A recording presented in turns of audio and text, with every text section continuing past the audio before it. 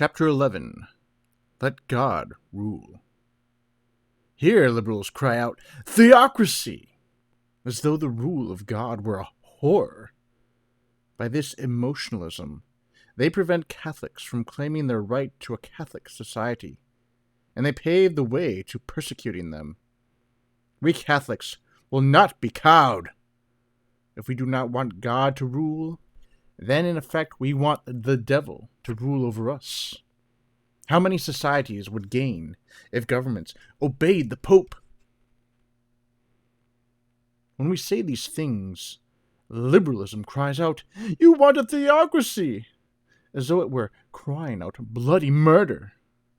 It takes on such vain airs of horrors that we end up more horrified than it is itself. In this way, it glorifies prudence to the point of madness, to the point of betraying the truth.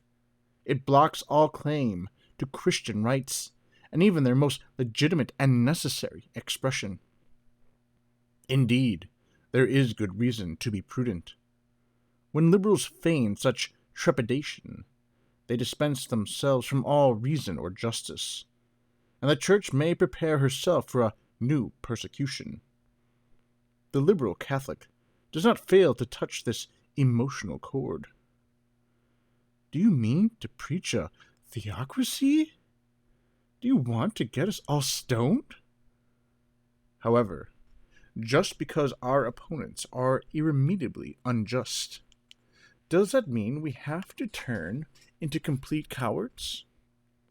Is the primary condition of the liberty they hold out to us that we no longer see, or know, or speak, or even think? Let us defy this verbal treachery, and let the servants and serving maids of Pilate's praetorium, where liberalism takes upon itself to judge Christ, never beguile us into saying, "I know him not." We owe obedience to the Church within the limits she herself has traced, and which, moreover, are quite broad enough to leave breathing space for a measure of revolt and pride. If such obedience is a theocracy, then those who genuinely fear it, quite frankly, have not got enough else to be fearing.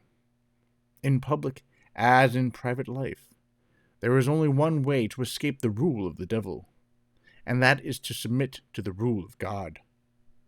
Past history, down to our own day, even today, gives us enough examples of what good use human rulers can make of the doctrine of the two swords. We would not have to search the face of the earth for very long, at all, to find a population which would have everything to gain, and life itself, if the vicar of Jesus Christ could say to the earthly king, "Put your sword back into its sheath."